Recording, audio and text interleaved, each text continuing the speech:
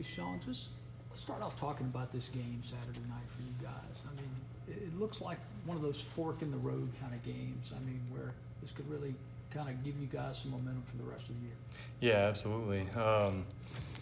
One of the biggest things to me and, to the older guys is we haven't beat Arkansas since we've been here. That's kind of something that's in the back of our mind, that kind of pushes us a little bit, and it bothers us. We see this as a great opportunity.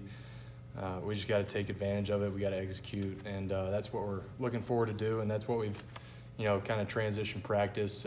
Everybody's been locked in. We've been focused, and so I do believe this is a big opportunity to kind of, turn that corner. Does it bother y'all just because there's been kind of some unique finishes in this Yeah, game? yeah. I remember, I remember my heart dropping on that play. I won't talk about it, but yeah. So there's definitely been, close margins. Just last year, I know everybody's upset that we didn't and disappointed in ourselves for not closing that one out, and that's why we see this as a big opportunity. How do you feel health-wise? I know you've had some minor stuff in the first couple of games. Yeah, I feel pretty good. I had something, I had like a little sprain, couple sprains against Texas Tech, but after that, I've been putting myself back together every Sunday. But it's not that bad. This is probably the best I've felt in the 4 years I've been playing. How much familiarity do you have with some of those Arkansas defensive linemen? You've faced some of them, hadn't you? Yeah, I faced some of them. I think, I didn't play last year. I was out with a concussion. So 2 years ago, played at tackle and a little bit of center. I think 3 is a guy that I'm kind of familiar with. He didn't play as much back then. So it's kind of more of a new front. And what about them?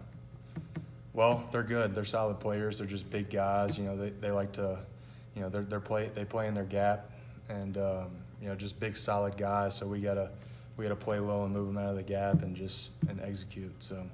Pro Football Focus has rated you guys at the midway point the top pass blocking unit in the country. I mean, you've been here 5 years. Talk about the evolution you've seen on the Ole Miss offensive line from the time you got here to this unit now.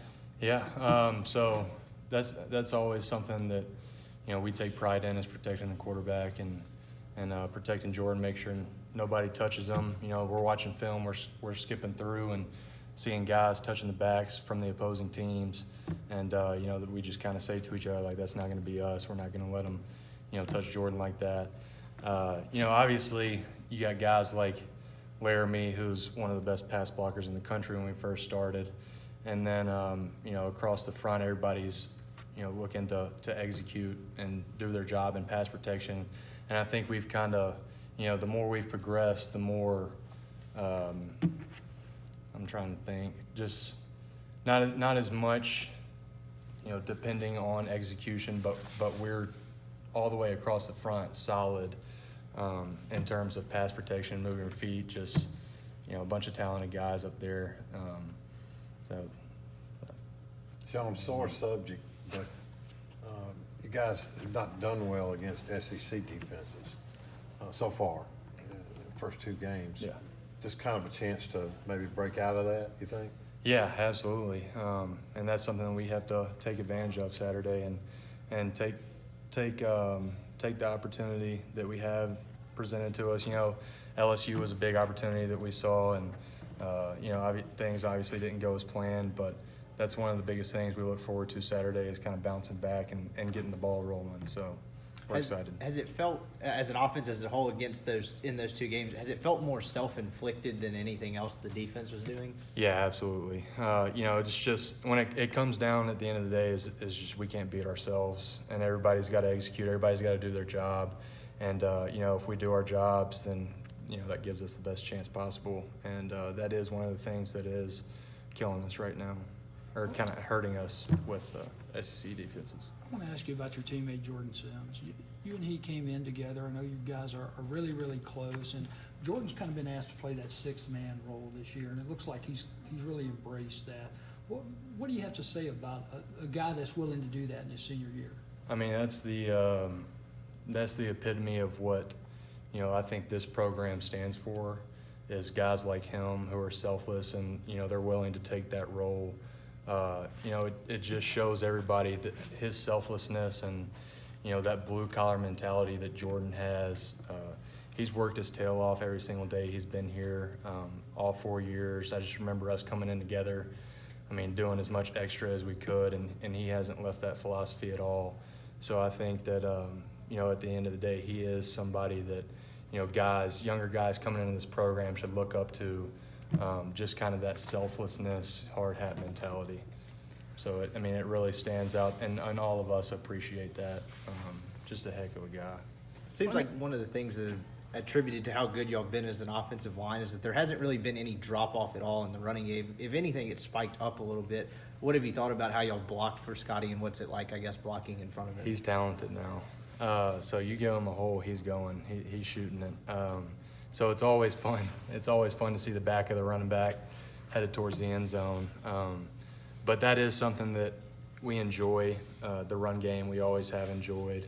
And just seeing a talented guy like that and being a part of it, it is special. So it's fun to see.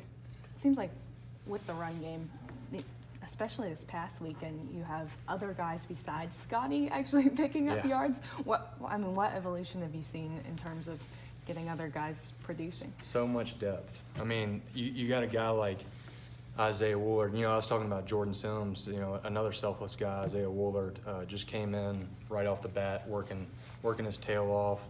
You know, people probably didn't expect him to step into a role, MAIS guy. But, man, he's worked his tail off, and he deserves every single rep he gets. So I'm proud of a guy like him.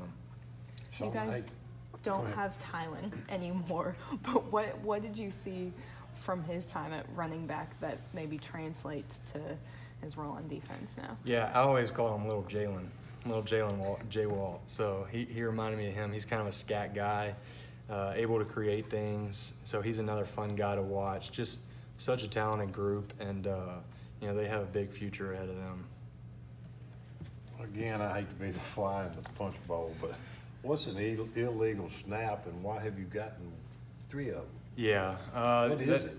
Well, it's just something that I've struggled with, you know, in terms of, I guess, focusing on the communication part from Jordan, just not really focusing on the cadence as well as I could have been, and just kind of thinking that, you know, maybe hearing something, it's just complete lack of focus. Are you jerking the ball or something? Yeah, just thinking I'm about to snap it, but I don't, but I already moved the ball. I got you. So that's totally unacceptable by me, those 3 times.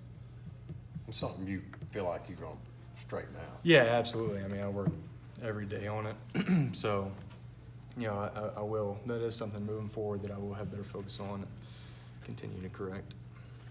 Thank you, buddy. Yeah. All right.